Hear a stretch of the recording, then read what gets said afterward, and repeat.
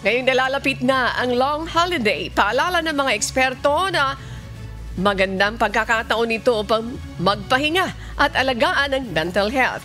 Ayon kay psychologist Dr. Sheikh Hudson, hindi luho kundi pangangailangan ng mental health break, lalo na sa gitna ng patong-patong na stress mula naman sa trabaho at responsibilidad.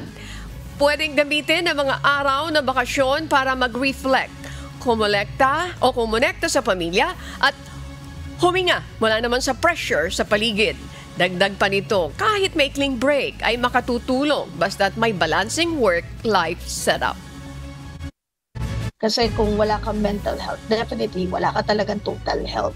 Kaya importante po yung magpahinga, no? Yung gamitin po natin yung mga bakasyon natin for mental health break, no? Kung talagang ngayon kung life and death situation ng trabaho, that's the time na pwedeng ma-disturb ang mental health break mo, no? Pero kung hindi naman life and death, no? So importante po na in a week dapat bumaboundary tayo sa trabaho.